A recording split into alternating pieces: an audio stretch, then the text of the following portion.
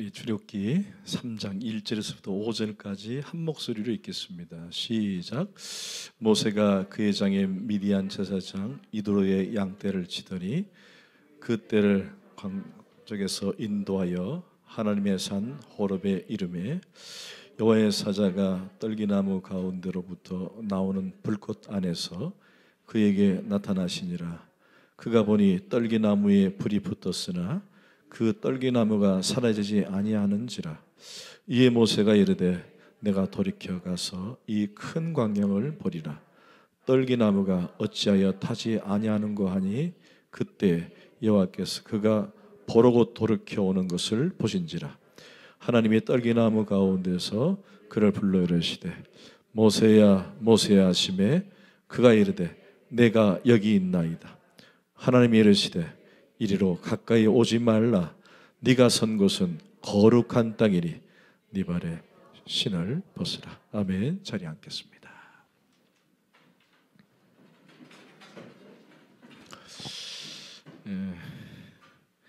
늘 예배를 사모하시기를 주임으로 부탁을 드립니다.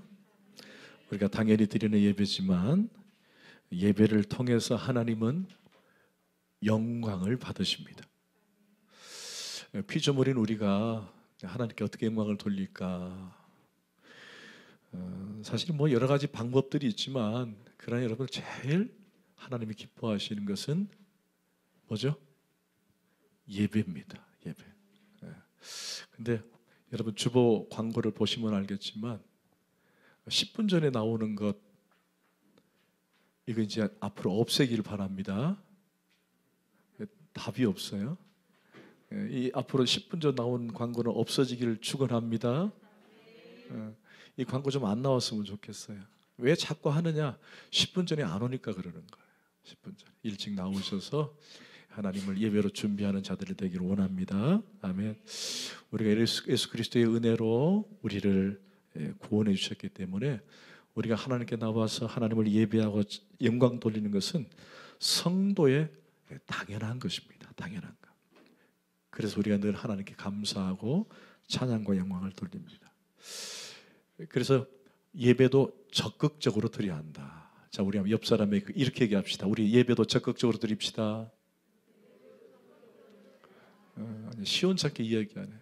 시원찮게 얘기하는 사람은 내가 보니까 적극적으로 안 드리는 사람이야. 자, 확신의 차가 시작. 아멘. 아멘. 적극적으로 드려야 돼.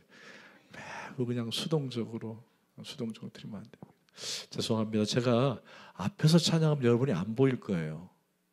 여러분이 안 보이는데 제가 이제 혹시 새 가족이나 또는 뭐 어떤 분이 또 오실까봐 제가 항상 뒤에서 우리 박 집사님하고 뒤에 있다 보니까 여러분들의 찬양하는 모습을 안 보려고 해도 보여. 그래서 여러분들이 찬양하는 모습이 어떨까? 그래서 한 분은 하나님, 나 정말 안 보고 싶어요. 그리고 눈을 감았어요. 근데 가사가 안 보여가지고 눈을 뜨게 되더라고요. 눈을 뜯어 보면은 여러분의 찬양한 뒷모습이 보이는 거예요. 아, 지금 저분이 은혜에 충만히 들어갔구나. 은혜를 사모하고 있구나. 이 보이거든요.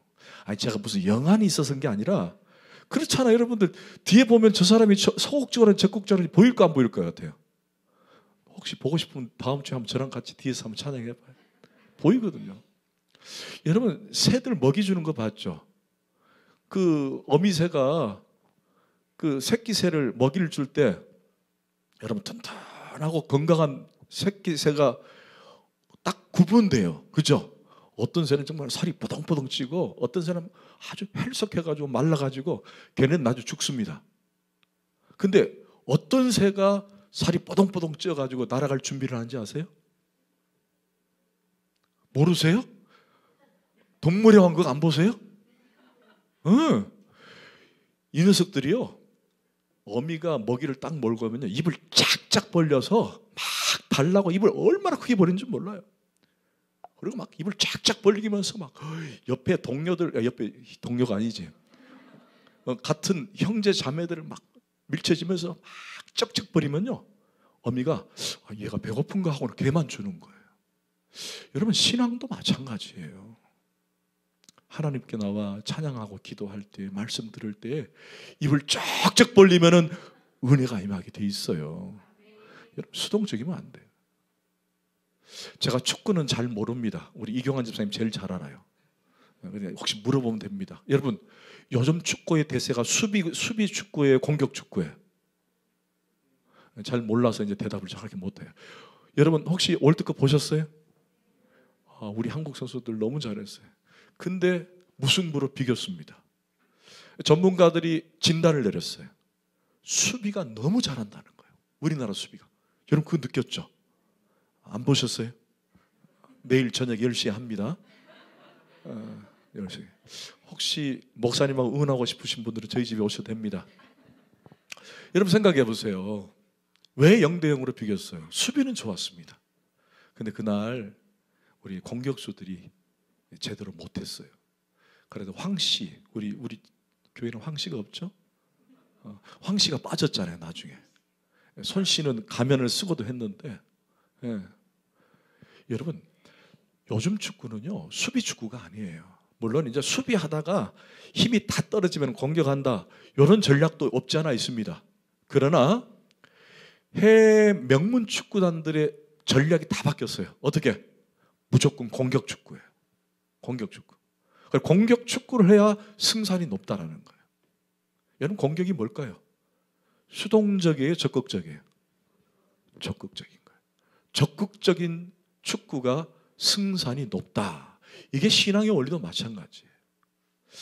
우리가 하나님 앞에서 하나님을 찬양하고 높이고 예배 드릴 때 여러분 그냥 따라가듯이 가면요 백날 며칠 받아도 뭐 구원은 있습니다.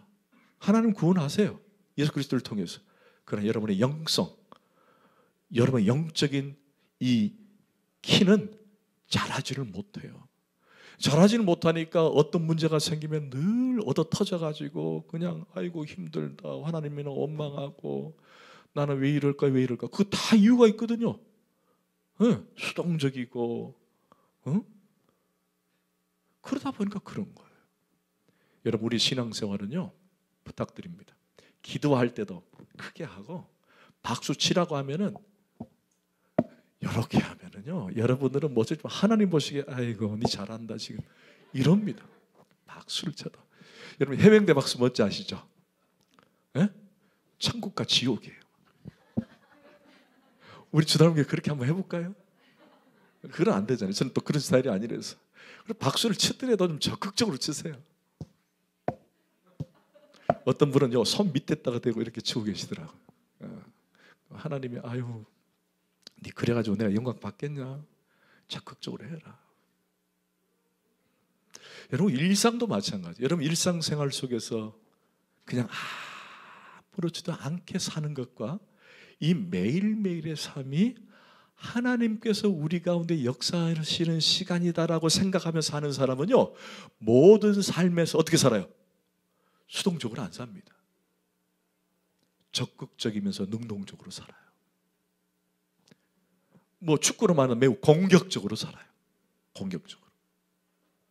오늘 여러분 읽은 모세가 40년 궁궐 생활하고 난 다음에 이제 40년 동안 광야에서 훈련을 받는데 자기는 그 훈련이라고 생각하지는 못해요. 자, 여러분 1절을 한번 보세요. 그가 뭐 하고 있는지. 1절을 보시면요 어떻게 시작했어요? 모세가 그의 장인 미디안 제사장 이드로에 뭘 했어요? 그게 지금 뭐 하고 있다는 거예요? 처가살이 하고 있는 거예요. 처가살이. 그러니까 그냥 나와가지고 그냥 일상에서 양떼나 치고 있는 거예요. 양떼나 치고 있는 거예요. 여러분 이때 나이가 몇 살이에요? 뭐 계산할 건 없어요. 40년을 궁궐을 살고 40년을 처가살이 했어요. 그리고 80에 하나님이 부름 받습니다. 몇 살? 이때가 80이에요. 나이 80. 나이 80에 하나님은 부름을 받습니다. 여러분 근데 80에 부름을 받는데 지금 모세가 뭘 해요? 하나님의 사역을 준비하기 위해서 칼을 닦고 신앙교육을 받고 또 하나님께 기도하면서 하나님 내게 힘을 주세요라고 기도하는 것이 아니라 뭐 하고 있어요 지금? 들에 나가가지고 아이고 세워라 세워라 가라. 아이고 40년 동안 매일 반복적인 일, 어떤 일? 양떼를 치는 일을 하고 있어요. 40년 동안 반복적으로 아무것도. 여러분 어떻게 보면은 이 모세의 지금의 삶은 매우 그냥 아주 평범한 삶이에요. 평범한 삶. 다람쥐 쳇바퀴 돌듯이 매일 반복적인 삶이에요. 매일 반복적인 삶. 매일 반복적인 삶. 여러분 제가 질문 하나 할게요.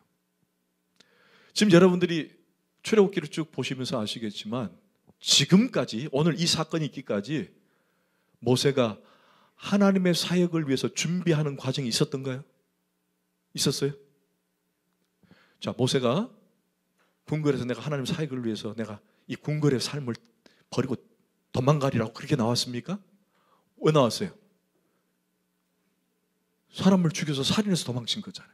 자, 그리고 40년 동안 차가살인을 하면서 이 사람이 매일 산에 올라가서 기도하면서 하나님 내게 힘을 주시고 내게 능력 주시고 지도자로서의 모든 갖춰야 할 것을 내가 갖추게 해주십시오. 이렇게 기도하면서 살았나요? 아니에요.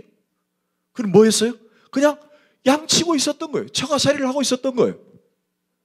자, 그러면 모세의 기다림의 시간이에요? 하나님의 기다림의 시간이에요? 사역을 위해서. 이 기간은 모세가 주님의 지도자로서의 기다리는 시간이 아니에요. 이것은 누구의 시간이에요? 하나님이 기다리고 있는 거예요. 이때를. 여러분이 평범하게 그냥 아무렇지도 않게 삶을 살아가는 것 같지만은 아이고 오늘 반복되고 오늘 아침에 일어나서 밥 한 끼 먹으면서 오늘도 일해야지, 오늘 직장 가서 무슨 일 하나, 오늘 세월의 시간이 지나겠지, 이렇게 평범하게 지난 것 같지만은 그때 아무것도 아닌 것 같은 시간이지만은 하나님은 그때를 뭐 하고 계신다고요? 기다리고 계시는 거예요. 딱 보면서.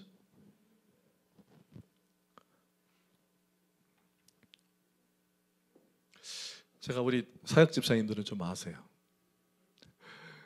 제가 역대 세미나 중에 가장 힘들었던 세미나가 이번 주 한 주간 세미나였어요. 사실 제가 원하는 세미나도 아니었어요. 동기 목사님이 아주 거금을 들여가지고 제 목회가 너무 안타깝다는 거예요. 목회를 못하는 것 같아. 웃어주는 게 좋습니다. 그래서 저에게 거금을 투자해가지고 임 목사 가라는 거예요. 근데 제가 가기 전에 그 세미나 성격이 뭐냐 물었더니 말도 안 해. 그냥 가서 쉬고 오래. 그러나 쉬러 가는 줄 알았어요. 왜냐하면 제가 요즘 많이 좀 피곤하기도 하고 또 안식도 필요하고. 그래서 이제 쉬러 가라 그래서 이제 쉬러 가려고 하는데 그래도 가기 전에 이 세미나 성격이 뭔지 좀 확인해야 될 거 아니에요. 그래서 그 연구소에 전화를 했더니만 뭐 워낙 방문객들이 많으니까 전화를 안 받고, 그래서 저를 추천해 주신 목사님께 여쭸어요. 정확히 말해달라. 이게 무슨 세미나냐 그러니까 설교 세미나래요. 설교를 어떻게 잘할 것인가. 그래서 그래 나도 아직 부족하고 나도 많이 연약한 부분이 많이 있으니까 가야 되겠다. 그런데 안 가면 안 되냐 그랬더니 지금 안 가면은 전액 환불이 안 된대. 그래 가야지 뭐 어떻게. 그래 갔어요. 죄송합니다. 이 표현이 좀 그렇지만 첫날부터 잡더라고요. 아침 7시에 일어나서 저녁 10시까지 밖에를 못 나가게 하고 다 가둬가지고 식사 시간 빼놓고, 그리고 들어갈 때 IC 카드인가요? 그거 찍고 들어가야 되고 나올 때도 찍고 하루 6번을 찍어야 된대. 밥 먹기 전에, 밥 먹고 난 다음에. 근데 더 제가 힘들었던 게 뭐냐면 사실 그런 건 괜찮아요. 콘서트장에서 했는데 여러분 콘서트장 하면 우리 주달문교회 의자는 좋잖아요. 의자 넓고 다리도 쭉 펴고. 콘서트장 가보셨죠? 다리 펴기가 쉬워요, 어려워요? 열어 갖고 있어야 돼요. 딱 이래요. 다리 이렇게 가지고. 그걸 아침 7시부터 10시까지 있었어요. 물론 이제 중간중간에 이제 쉬는 시간 조금씩 줬지만 한 번 강의 들어가면 2시간씩 있어야 되니까. 근데 그런 건 참겠는데 강의 내용이 저랑 너무 안 맞는 거예요. 너무 안 맞는 거예요. 구원관도 틀리고 조직신학도 다 틀리고. 그러니까 여러분 그걸 딱 앉아서 아침부터 밤 10시까지 듣고 있으려면 얼마나 힘들어요. 그래서 제가 이제 여러분에게만 얘기한 겁니다. 저 친구 목사한테 얘기 안 했어요. 도망치려고 그랬어요. 제가 땡땡이를 잘 치거든요. 원래 제가 신대원 다닐 때 땡땡이 랩을 잘 쳤는데, 참 생각해 보면 제가 대학 1학년 때 땡땡이 쳐가지고 F를 많이 먹었어요. F를 많이. 땡땡이를 치려는데 이 친구가 수요일날 오겠다는 거예요. 그래가지고 왔어요. 또 와가지고 저를 붙잡아 놓고 끝까지 있으라는 거예요. 부부가 와가지고. 그래가지고 이제 금요일 오후 3시에 마쳤는데, 돌아오려니까 너무 힘들어서 그냥 그 근처에서 그냥 숙소 하나 잡아가지고 설교 준비를 했어요. 그래 어제 조금 늦게 들어왔는데, 근데 이제 사실은 힘들었어요. 그런데 여러분, 힘들다 그래서 하나님께서 그 가운데 저에게 역사를 안 하신 게 아니더라고요. 제가 참 문제가 힘들고 어려운 문제 하나 있었는데 완전한 답은 얻진 않았지만 희미한 답은 주셨어요. 희미한 답. 그래서 이 문제를 그나마 해결하고 온 게 저는 위안을 받아요. 위안을 받아요. 제가 왜 이 얘기를 하고 싶냐면은, 여러분 직장에 가면 때려 죽이고 싶은 상사 있어요, 없어요? 없는 게 아니죠. 있잖아요. 확 죽이고. 그냥 사표 매일 쓰고 다니잖아요, 그죠? 사표 딱 쓰고 그냥 에라이씨 이러고 우리 부지사님 많이 웃는데 왜 없겠어요? 매일 반복되는 일상 속에서 얼마나 힘들어. 얼마나 힘들어. 저는 그거 알아요. 얼마나 힘듭니까? 매일 밤. 근데 지금 모세가 지금 여기서 하나님을 경험하는 시간이 양떼를 치던 그 장소가 어느 장소예요? 오늘 본문을 한번 보세요. 이 공간이 어느 본문이에요? 예? 여러분, 양떼를 칠 수 있는 곳은 어디예요? 사막 광야입니다. 광야예요. 광야에서 하나님을 경험하게 되는데, 여러분 광야예요. 광야. 그러니까 우리 매일매일 아주 평범한 이런 시간 속에서 또 그 장소가 무슨 장소라고요? 광야예요. 근데 이 기간을 모세가 준비하는 기간이 아니라 누가 기다리는 시간? 하나님이 기다리는 시간이에요. 하나님이 기다리는 시간. 하나님의 기다림의 시간이에요. 그때 우리는 그냥 매일매일의 삶이, 또 이 광야 같은 이 장소, 이런 장소가 나는 거북하고 힘들고 라고 할 수도 있지만은, 그러나 뭐예요? 그곳에서 누가 기다리고 계신다고요? 하나님이 기다리고 계시는 거예요. 하나님이 기다리고 계시는 거예요. 그래 따라 합시다. 우리의 삶은, 우리의 매일매일의 삶은 주의 날이다. 그럼 생각해 보세요. 그렇죠? 주님이 기다리고 있잖아요. 지금 모세를 40년 동안 기다리고 있잖아요. 완전히 하나님께서 저 멀리 계셔도 갑자기 나타나가지고 오늘 모세를 만난 게 아니었다는 거예요. 모세 입장에서는 그냥 오늘 가서 그냥 직장 가서 찍고 상사 만나서 답답하고 이 광야 같은 삶, 광야 같은 삭막한 사막의 삶, 아이고 이 직장 때려치워야지 라고 한 줄 모르지만은, 그러나 그때마다 하나님은 여전히 그를 보고 계셨다라는 거예요. 우리가 목장 모임 할 때는 항상 어디에 대한 불만이 많아요. 직장에 대한 불만 많잖아요. 그죠? 저도 우리 은혜 목장에서 그걸 많이 듣거든요. 그래서 하나님, 내가 기도할 때 다른 기도 없어요. 하나님 저들을 위로해달라고 밖에 안 해요. 여러분 직장 가면 얼마나 힘들어요. 때려치워버리고 싶고. 근데 그런 광야 가운데서도 매일 평범한 삶의 시간 속에서도 내가 무슨 하나님을 위해서 열심히 일해버리라, 내가 하나님의 시간이 언젠지 모르지만 한번 마음을 다져버리라, 이런 여러분들의 생각을 안 했다고 할지라도 그 시간에는 하나님의 기다림의 시간이었다는 거예요. 할렐루야. 자, 그러면 여러분 도전이 되죠? 그냥 여러분 사세요. 평범하게 사세요. 그래서 평범하게 하나님의 날이었다라는 거예요.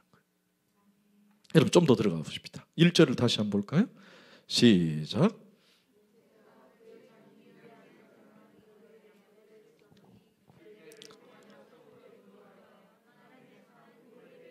네, 자 이제 우리가 본문을 조금 더 들어가 보는 거예요. 자, 이제 양떼를 치는데 그만 이 양이 인도했는지 아니면 평소에 다녔던 곳에 먹이가 있든지 그 산의 근처를 갔는데 그 산 이름이 무슨 산? 호렙산이라고 되어 있어요. 여러분 호렙산을 한번 동그라미 쳐놓으시고 그 앞에 어떤 수식이 붙죠? 그렇죠. 아주 중요합니다. 여러분 하나님의 산 그리고 호렙이라고 하는 단어입니다.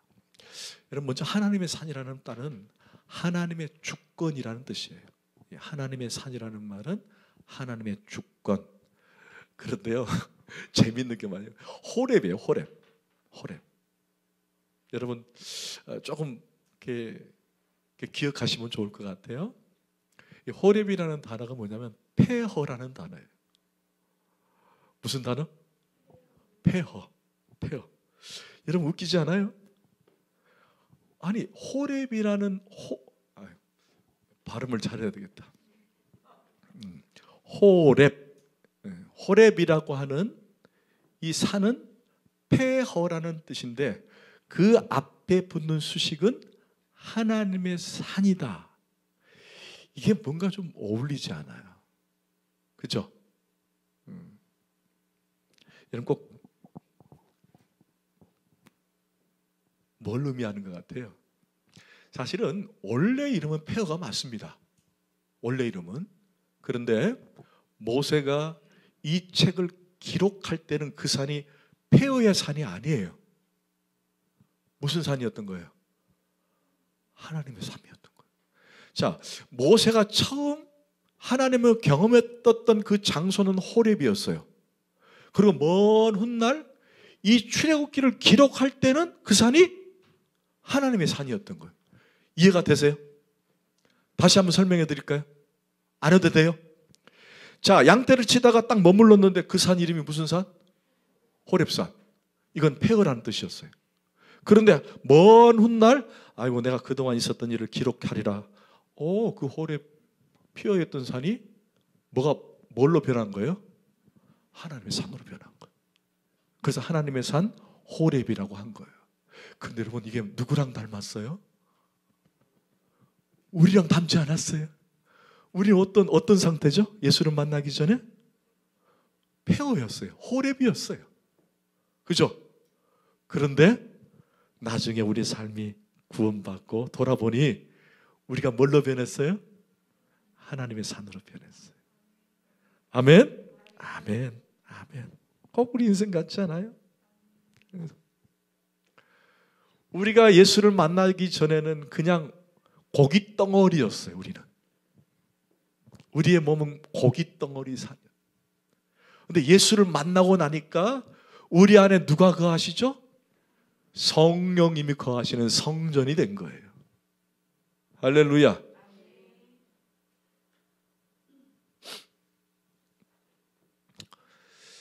가끔 여러분들 혹시 내 자신을 막 치면서 아이고 이 못난 놈, 이 죽일 놈 그렇게 혹시 한탄하신 분이 계십니까? 오늘 이 시간 이후부터는 그러지 마세요. 여러분의 몸은 하나님의 성전입니다. 성령의 전이에요. 여러분의 몸은 성전이에요.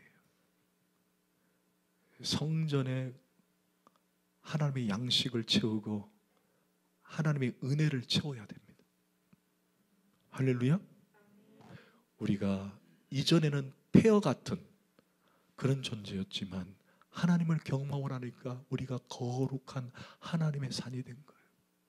그래서 여러분 자신은 결코 몸뚱아리가 아니고 고깃덩어리가 아니고 우연히 던져진 존재가 아니라 예수를 만난 이후부터는 여러분은 존귀한 자요, 왕같은 제사장이요, 하나님의 거룩한 성전이 된 거예요. 믿으시면 아멘? 아멘? 그냥 입으로만 아멘 하지 말고 진짜 여러분 믿었으면 좋겠어요. 믿었으면.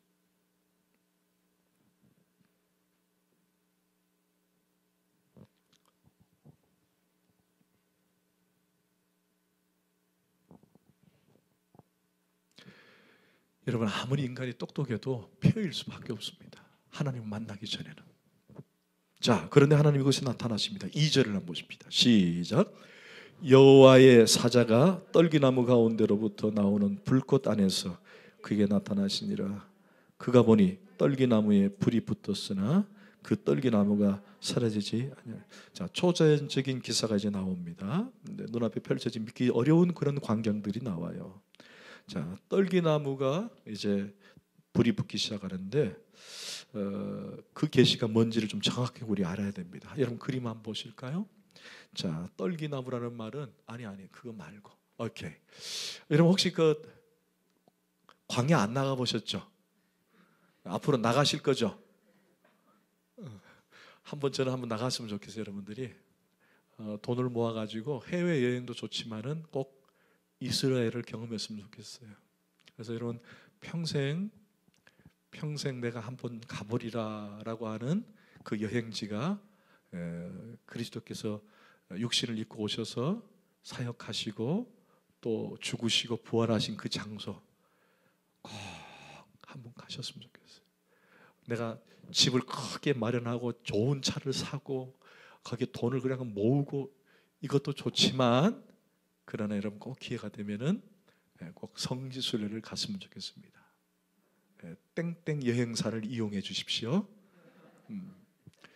여러분 꼭 부탁을 드립니다. 광야에 나가면 이런 풀들, 이런 나무들이 많아요. 생명력이 대단합니다. 근데 이게 학명이 뭐냐면 아카시아 닐로티카라고 하는 건데 뭐 우리가 생각하는 아카시아하고는 좀 다른 것 같아요. 일종의 걸 가시덤불이라 그래. 가시덤불. 트런부스라고 되어 있는데 우리 성경에는 이 가시덤불을 그냥 떨기나무다 이렇게 되어 있습니다. 떨기나무. 이 정도는 기억하면 좋을 것 같아요. 근데 이 가시덤불, 이 떨기나무를 뭘 상징하느냐가 중요합니다. 자, 여러분 보세요. 호렙산에서 우연히 만난 가시떨기나무를 봤는데 이 가시떨기나무가 뭘 의미하느냐 이겁니다. 자, 이 가시떨기나무, 떨기나무는 뭘 말하느냐? 바로 이스라엘 백성을 상징합니다. 이스라엘 백성을 상징합니다. 그런데 거기에 불이 붙었습니다. 여러분, 불이 갖는 성경에서 세 가지 기능이 있는데 하나는 정화의 기능이 있습니다. 불이 갖는 기능, 정화의 기능. 그 다음에 어둠을 밝히는 기능이에요. 또 하나는 거룩을 지칭하는 것입니다. 그 다음 거 한번 보실까요? 그림. 이제 이건 이제 영화의 한 장면을 이렇게 캡처한 건데 이렇게 이제 그 가시덤불, 떨기나무에서 이제 불이 활활 타오르는 거예요. 모세가 지금 무릎을 꿇고 있죠. 무릎을 꿇는데. 그런데 오늘 성경에 보면은 자세히 여러분 한번 보실까요? 2절을 보십시다. 여호와의 사자가 떨기나무 가운데로부터 나오는데 불꽃 안에서 그렇게 되어 있습니다. 불꽃 안에서. 자, 그러면은 제가 말씀드렸죠. 가시 떨기나무. 떨기나무는 뭘 상징한다 그랬죠, 제가? 이스라엘 백성을 상징합니다. 그 안에 불꽃은 하나님의 임재를 의미해요.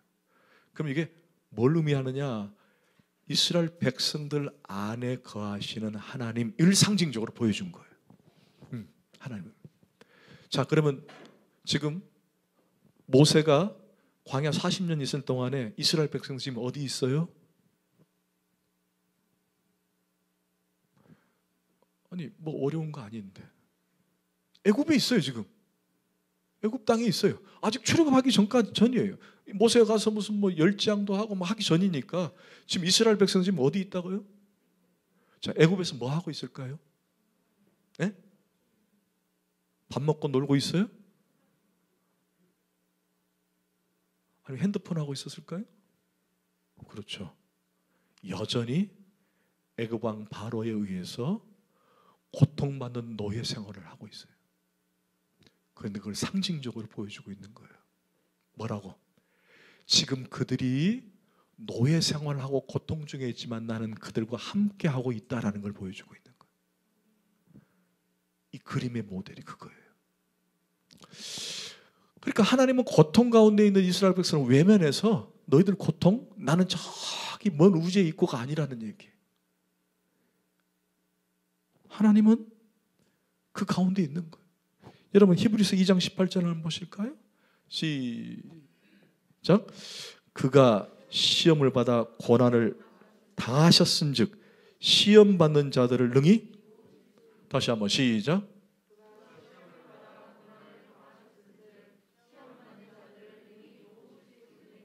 아멘.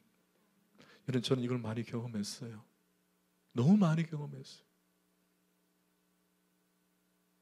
고통 가운데 있고 아픔 가운데 있을 때 이 말씀이 얼마나 큰 위로요 경험이 되는지.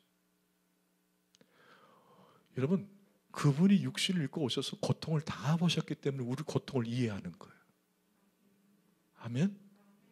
여러분 그분이 피를 흘려봤고 아픔을 겪어봤고 배신도 당해봤기 때문에 여러분이 배신당하고 아플 때에 내가 너를 위로한다고 하실 수 있는 분이 예수 그리스도라는 거예요. 아멘. 문제가 안 풀리고 답답할 때 사람들이 조롱을 당했던 그 예수가 여러분의 친구가 되어주고 아픔을 안아주신다는 거예요. 왜? 그분이 그걸 경험하셨기 때문에. 그래서 여러분들 조심해야 될 게 뭐냐면 병원 가가지고 아이고 아프지 힘내 잘할 수 있을 거야. 여러분 그게 정말 얼마나 위로가 안 되는지 아세요? 안 돼요. 그냥 막 중환자를 싣거나 어디 아프면 그냥 가서 손 잡아주고 힘들죠. 저는 잘 모르지만 기도하고 있습니다. 그리고 같이 울어주는 것만 그게 최고예요. 근데 가가지고 뭐 네 아프지 조금만 힘내 용기 내 그거 안 돼요. 우리가 아플 때 힘들 때 그분이 아파 보셨고 경험해 보셨기 때문에 그는 우리를 능히 위로할 수 있는 분이에요. 그러면 누구의 위로가 더 좋아요? 예수 그리스도 위로가 더 좋은 거예요. 할렐루야. 아멘. 아멘. 그런데 이게 좀 참 놀랍게도 이게 작은 샘플이에요. 큰 샘플 하나 보여줄게요. 여러분 출애굽기 19장 18절을 한번 읽어보십시다. 자, 큰 소리로 시작.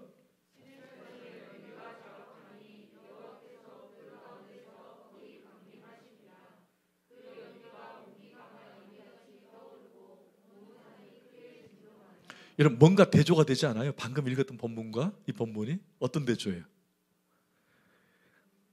그 앞절에는 그냥 떨기나무였어요. 그죠? 근데 여기 19장에 오니까 지금은 어떻게 확대가 되었어요? 신의 산으로 됐어요. 그죠? 그리고 떨기나무에서 이 타는 듯한 연기가 났지만은 이거는 산에서 그냥 크게 탑니다. 제가 그 모세의 출생을 얘기하면서 여러분 기억나세요? 모세 출생에서 마치 이 모세의 출생이 앞으로 이스라엘 백성들이 겪어야 할 작은 샘플이라고 소개했었는데 기억나십니까? 기억나시죠?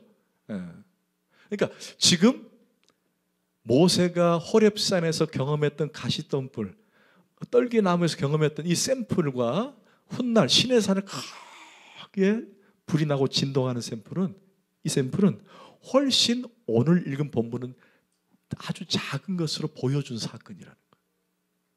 그러니까 우리가 신앙할 때 하나님이 막 큰 것 갑자기 보여주는 분이 아니라 작은 것부터 보여주세요. 근데 처음 교회 나왔는데 막 큰 것부터 보여주면 엎어집니다. 이게 뭐야 하면서 막. 그러니까 작은 것부터 보여줄 때 빨리 캐치를 할 수 있어야 돼요. 아, 하나님이 내게 은혜 주시고 응원을 주시는구나. 그렇게 생각해야 돼요. 여러분, 근데 2절을 다시 한번 보세요. 제가 하고 싶은 얘기가 그겁니다.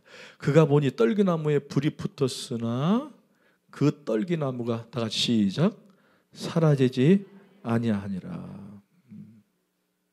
갑자기 떨기나무는 누가 불을 붙인 것도 아닌데 막 불이 붙었어요. 초자연적인 거죠. 번개가 친 것도 아니에요. 막 갑자기 돌멩이들이 서로 박치게 해가지고 막 불이 번쩍번쩍해가 불이 붙는 것도 아니에요. 갑자기 초자연적으로 이제 불이 붙었습니다. 근데 중요한 것은 여기서 뭘 얘기하고 싶으냐면은 사라지지 아니했다라는 거예요. 사라지지 않다. 여러분 혹시 아십니까? 불이 붙으려면은 뭐가 필요하죠? 첫 번째는 재료가 필요합니다. 그 다음에 또 필요한 거는 불이 필요합니다. 그럼 또 하나는 뭐가 필요해요? 공기가 필요합니다. 공기가. 이 세 가지가 있어야 돼요. 그런데 오늘 본문에 보니까 2절에서 강조하는 것은 재료도 있고 공기도 있고 다 있는데 결국에는 이것들은 어떻게 돼야 됩니까? 재료는 불이 타면은, 불장난들 안 해보셨어요? 저는 많이 해봐가지고 저는 동네 다 태운 적이 있어요. 저 어렸을 때 스케이트 타다가 빠져가지고 이만큼 젖으니까 집에 들어가면 엄마한테 야단 맞을까봐 옆에다 모닥불 피웠다가 온 들판 다 태워가지고 선생님이 저 나오신 적이 있어요. 신고가 들어가지고. 여러분 그 불이 언제 꺼져요? 재료가 다 타면. 근데 아까 보신 것처럼 뭐 떨기나무가 무슨 큰 것도 아니에요. 시내산도 아니에요. 조그마한 거예요. 그런데 사라지지 않았더라. 이 사라지는 뭘 의미할까? 자, 여러분 기억하십니까? 떨기나무는 뭘 상징한다고요? 이스라엘 백성들. 고난 가운데 이스라엘 백성들. 근데 그 안에 불꽃이 안에 있다는 말은 하나님의 임재. 결국 그것은 하나님이 이스라엘 고난 가운데 이스라엘 백성과 함께하고 계신다는 것을 보여줬다. 근데 이것이 타지가 않는 거예요. 사라지지 않는 거예요. 이게 뭘 의미하느냐? 하나님이 너를 그렇게 사용하시겠다. 네가 이 땅의 삶이 다한 날까지 타서 사라지는 것이 아니라 너에게 그 사명감을 주는 놀라운 사건이에요. 이때 나이가 모세의 나이, 이때 나이가 80. 앞으로 40년을 그렇게 사용하시겠다. 쓰시겠다는 거. 야야 내 나이가 어땠어 사랑하기 야야 내 나이가 어땠어 믿음 생활하기. 그렇게 가사를 바꾸세요. 여러분 생물학적으로 나이가 많아도 그 사람이 사명자로 살면은 청춘이에요. 할렐루야. 죄송합니다. 조건삼님이 만약에 그냥 세워라 내오라 가라 그러면 나이 드신 분인데 조건사님이 아침마다 큐티하면서 자녀를 위해서 교회를 위해서 기도하는 사명자로 살면은 조건사님은 큰 소리를 얘기해 주셔야죠. 조건사님은 청춘이에요. 청년이에요. 그래서 권사님은 겉에 피부는 노화가 진행이 된지 모르지만 그러나 그의 영과 그의 생각은 청년이에요. 할렐루야. 그런데 만약에 여기 젊은 우리 청년들이 사명감 없이 그냥 살면은 여러분은 청년이 아니라 노인이에요. 노인. 오늘 하나님께서 모세에게 80에 나이 들어 80에 너를 건져서 쓰시겠다라고 하는 걸 상징적으로 보여주는 것이 사라지지 않는 거였어요. 그래서 쓰겠다는 거예요. 그러니까 우리는 뭘로 사는 거예요? 늘 사명으로 사는 거예요. 하나님 나에게 부르신 목적, 계획, 할렐루야. 아멘. 자, 계속해서 3절 시작.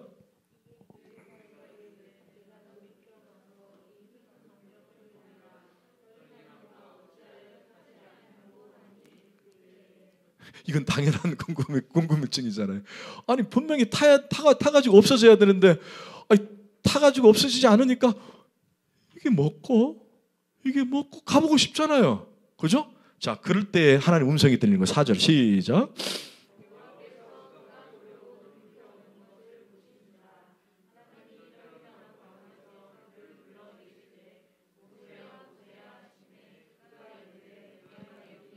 자, 5절 시작. 하나님이 이르시되 이리로 가까이 오지 말라. 내가 선 곳은 거룩한 땅이니 네 발에 신을 벗으라. 자, 호렙이 무슨 뜻이라고요? 호렙? 폐허. 그런데 갑자기 수식어가 뭘로 바뀌었을까요? 거룩한 땅으로 바뀌었어요. 호렙이 원래 폐허였어요. 근데 이 땅이 무슨 땅으로 바뀌었다? 거룩한 땅으로 바뀌었다.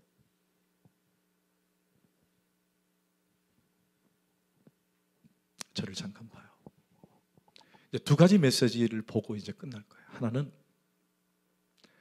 그전에 이 땅이 폐허라고 생각했던 땅이었는데 훗날 이 책을 기록하면서 이 산이 하나님의 산이라 그랬는데 나는 지금까지 이 광야 같은 땅, 삭막한 땅, 보잘것없는 땅이었다고 생각했는데 하나님 그 땅을 가리켜서 거룩한 땅이라고 했다라는 거예요. 여러분 물어봅시다. 교회가 여러분이 앉아있는 곳이 거룩합니까? 아멘. 자, 그럼 여러분 직장은? 자, 거룩하다 1번, 거룩하지 않다 2번. 말은 1번을 하는데 여러분 직장이 거룩해요? 거룩 안 해요? 지금까지 거룩했다고 생각해서 안 했다고 생각했어요? 일상에서 평범한 삶. 이 땅은 나와 아무 상관이 없고 늘 사표를 쓰고 싶고 던져버리고 싶은 그런 땅, 직장이라는 땅이 오늘 본문은 뭐라고 표현했어요? 그 땅을 거룩한 땅이라고 표현하고 있는 거예요. 거룩한 땅.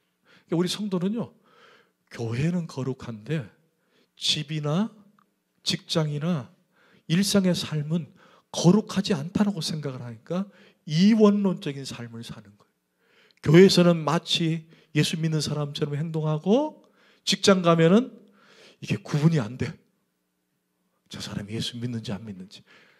근데 심지어 밥 먹는데 기도도 안 해. 지금 찔리는 사람들 있지? 그죠?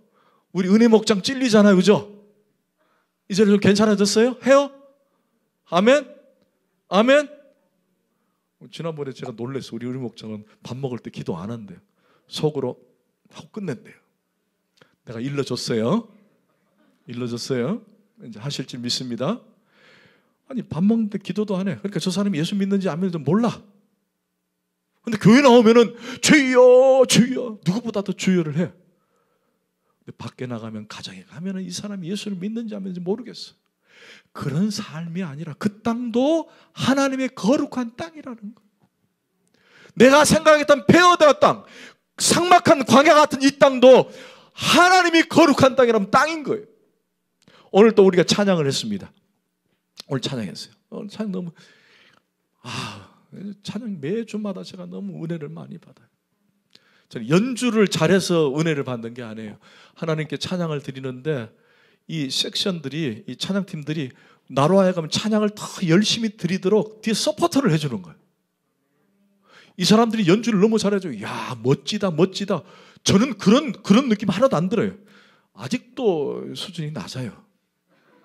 아직도 낮아요. 아니 그렇잖아요. 저기 대단한 밴드에 보면 수준이 낮죠. 간사님 그렇죠. 근데 그걸 저는 평가하는 게 아니에요. 제가 뒤에서 높이 손을 들고 막 박수를 치면요, 나로 하여금 계속 연주를 하면서 이 목사님 계속 치십시오. 이 목사님 계속 박수를 치십시오. 이 목사님 계속 하나님을 위해서 손을 높이 드십시오. 자꾸 저에게 막 옆에서 이게 막 도와주는 거예요. 그 역할을 하니까 난 너무 좋은 거예요. 여기 없어도 돼요. 우리 아무 반주 없이 그냥 임가사님이 와가지고 마냥 목소리로만 찬양할 수 있어요. 목소리로 찬양할 수 있어요? 박집 살 수 있어요? 힘들겠죠. 그런데 이 악기가 하니까 찬양이 더 잘 나오잖아. 그러니까 그 역할을 하는 거예요. 근데 재밌는 게 뭔지 아세요? 우리 지훈 형제가 쓰고 있는 저 일렉이 원래는 교회 악기가 아니에요. 이 악기가 어디 악기예요? 나이트클럽 악기예요. 저 드럼 어디 악기예요? 나이트클럽들 안 가봐가지고 착하게 살아가지고. 그렇다고 목사님 가본 건 아닙니다. 그냥 영화에서 봤고 TV에서 봤지. 가긴 가봤다. 대학 1학년 때. 뭐 선배들이 뭐 입학했다고 데려가가지고. 여러분 지금 드럼이 원래는 세속 악기였어요. 그지? 슬기야 맞지? 그지? 저게 전통 악기도 아니에요. 또 놀라운 게 뭔지 아세요? 여러분이 보이는 저 피아노. 저게 거룩한 악기가 아니에요. 처음 저 악기가 처음에 시작될 때는요, 교회가 아니었습니다. 네, 술집이었어요. 근데 우리 저 전통 교단에서는 저거는 거룩한 거고 기타는 추악한 거다 그래가지고 기타를 아예 못 치게 교회에서 막았거든요. 옛날에 그랬어요. 그래서 저희들이 기타를 치면요 사단 악기다 그래가지고 사단 악기를 들고 있는 사단아 물러가라 그랬어요. 저는 그렇게 신앙생활을 했거든요. 피아노가 들어왔어요. 일렉이 들어왔어요. 드럼이 들어왔어요. 무슨 말이래요? 저게 하나님께 사용되면은 그곳이 거룩한 땅이에요. 이곳이 거룩한 곳이에요. 하나님께서 사용하시면 여러분이 속되다 하는 그 직장도 아무것도 아닌 것 같은 직장도 하나님이 함께 하시고 하나님의 자녀가 하는 모든 밟는 땅은 무슨 땅? 거룩한 땅이라는 거예요. 거룩한 땅. 근데 지금까지 우리는 어떻게 생활했어요? 이 땅은 하나님과 아무런 상관없는 땅이라고 생각했잖아요. 그래서 원망하고 불평하고 답답하고 여러분 그랬잖아요. 물론 힘든 건 제가 알아요. 저도 직장 생활을 해봤기 때문에 알아요.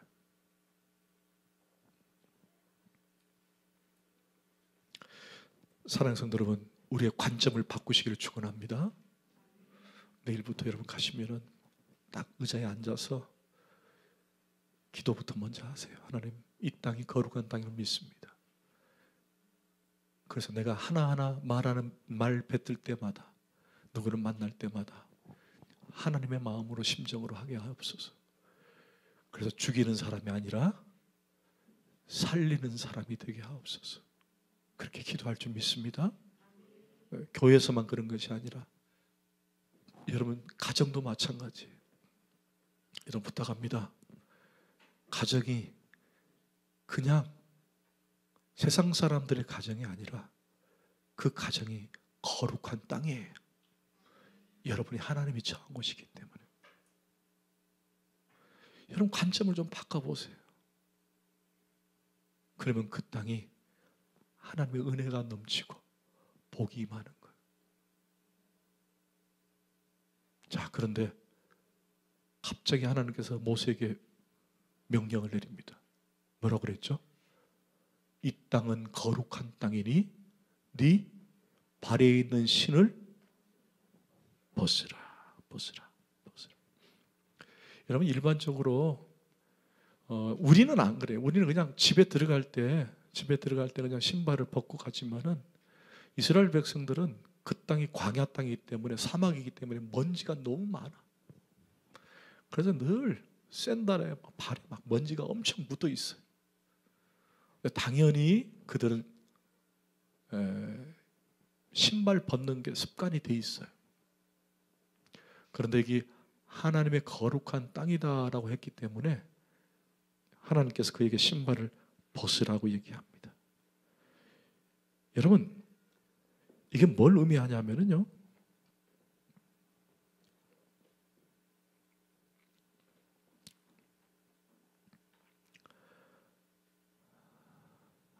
죄송합니다. 이건 하고 가야 될 것 같네요.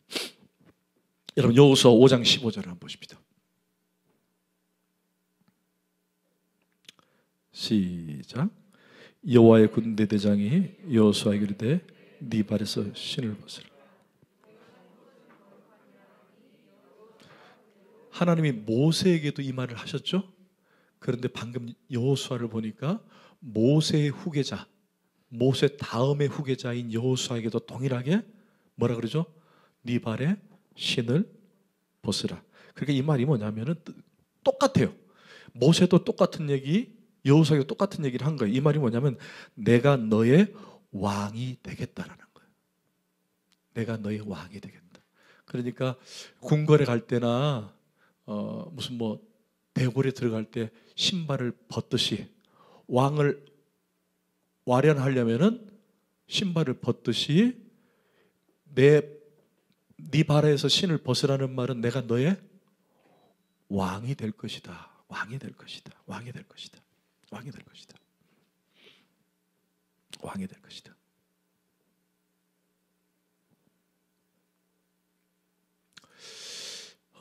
그래서 이 신발을 벗으라는 말은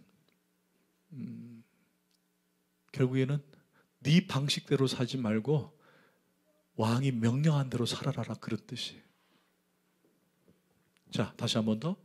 신발을 벗으라고 명령하신 분이 하나님이신데 신발을 벗으라는 말은 내가 너의 왕이고 이제는 네 방식대로 살지 말고 내가 원하는 대로 살아라.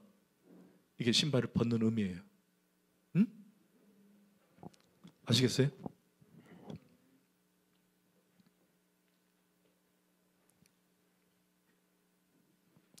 지금 이스라엘 백성들이 이제 앞으로 출애굽을 해야 됩니다. 그러면 모세는 누구의 지도를 받아야 돼요? 자기 방식이 아니라 하나님의 지시를 받아야 돼요. 그러니까 앞으로 내가 내게 명령한 것은 다 들으라 그런 뜻이에요. 자, 결론이에요. 저를 잠깐 보세요. 여러분 신앙한다라는 것, 여러분 지금 다들 신앙하시죠? 신학 말고 신앙생활. 여러분 신앙한다는 말이 뭘까요? 저는 신앙의 정의를 이렇게 내고 싶어요. 오늘 방금 말하는 것처럼 내 방식대로 사는 것이 아니라 하나님 방식대로 사는 것. 그게 신앙생활이에요. 앞전에 우리가 이영표 집사가 한 얘기 중에 저는 참 기억에 많이 나는 게 미신과 믿음의 차이를 그는 이렇게 구분을 했어요. 미신은 내가 신을 조정하는 것이다. 그렇죠? 다시 한 번 더. 미신은 내가 신을 조정하는 것이다. 나는 아무런 변화도 없이 그저 복 달라, 뭐 달라, 뭐 달라. 그럼 우리는 만약 그렇게 신앙생활하면 우리는 미신을 섬기는 것이다 라고 얘기하는 거예요. 자, 근데 반대로 믿음은 뭐예요? 신 앞에서 내가 신의 포커스를 맞춰서 신이 원하는 대로 삶을 변화시키는 것이다. 저는 100% 동의합니다. 100%. 그러니까 주님께서 내게 신을 벗으라라는 말은 그분이 나의 왕이시기 때문에 이제는 내 방식대로 사는 것이 아니라 하나님이 원하는 방식대로 살겠습니다라고 하는 것을 보여주는 거예요. 그래서 우리 오병이어 캠프 가면은 항상 마지막 퍼포먼스가 뭐냐? 여기 갔다 오신 분도 계시죠? 오병이어? 못 가보셨나요? 마지막 퍼포먼스가 다 신발을 벗어요. 그 막 몇천 명 모이는데 모두 신발을 다 벗어가지고 위로 얹어요. 그러면 냄새가 진동을 해요. 발꼬락 내가. 근데 뭘 의미하는 거예요? 우리 예진이가 해봤지? 그렇지. 발꼬락이 진동을 해요. 막 뛰기도 얼마나 뛰었겠어. 찬양한다면. 신발을 들면서 뭐라 그래요? 하나님 이제 내가 내 방식대로 사는 것이 아니라 하나님이 원하는 대로 살겠습니다. 여러분 제가 말씀을 전하면서 왜 이렇게 힘주고 시간을 할애해서 여러분에게 막 강조를 할까요? 뭐 목사가 설교에서 여러분은 무슨 뭐 혼낼 일이 있어요? 아니 목사가 잘 되라고 하는 거예요? 목사가 잘 되기 위해서? 목사 설교해가지고 이 목사 설교 잘한다 그런 거 듣고 싶어서 그런 거예요? 저는 너무 안타까워요. 저는 그런 의도 하나도 없어요. 본문을 쪼개서 여러분 소개해주고 설명해주는 것, 말씀을 잘 풀어가지고 여러분들이 귀가 막 와 이런 말씀이 있어서 막 놀래가지고 그걸 제가 원할까요? 저는 그렇게 설교를 준비하지 않습니다. 여러분, 제가 최종 목적은 뭐예요? 저를 포함해서 우리 모두가 하나님 방식대로 살기를 원한 거예요. 하나님 방법대로. 그럼 여러분이 너무 행복하다는 거예요. 너무 좋다는 거예요. 그걸 알고 싶은 거예요. 여러분, 오늘 본문을 잘 기억해 보세요. 여러분, 일상은 그냥 일상이 아니라 하나님이 보시는 주의 날이에요. 언젠가는 분명히 여러분 쓰실 겁니다. 그건 알지는 못하죠. 그러나 여러분이 하나님께 부름을 받을 때에 분명히 기억해야 할 것, 내 방식대로 사는 것이 아니라 하나님 방식대로 살고 사는 것. 그때 저와 여러분의 하나님의 풍성한 은혜가 주어지게 되는 거예요. 기도하십시다.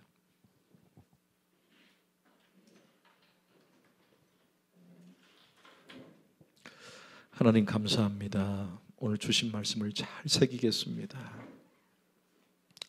그래서 주님이 원하는 삶, 주님이 계획하신 삶, 그 삶대로 살겠습니다. 하나님, 여전히 부족합니다. 여전히 둔하고 생각도 짧고 연약합니다. 그래서 성령께서 나를 이끌어 달라고 매일매일 간구합니다. 주여, 나를 이끌어 주옵소서. 우리의 삶에 뭐가 많아지고 돈도 많아지고 건강도 좋아지고 집도 좋아지고 그게 목적이 아니라 우리의 삶에 오직 주님을 닮아가며 주님의 사랑을 느끼고 그 주님을 전하며 주님으로 인해 기뻐하는 삶이 되도록 그 삶이 최고인 것처럼 사는 저희들 되게 하여 주옵소서. 우리 주닮은 교회 성도 한 사람 한 사람을 축복합니다. 이들을 위로하시고 늘 새 힘을 주옵소서. 감사하고 예수 그리스도 이름으로 간절히 기도하옵나이다.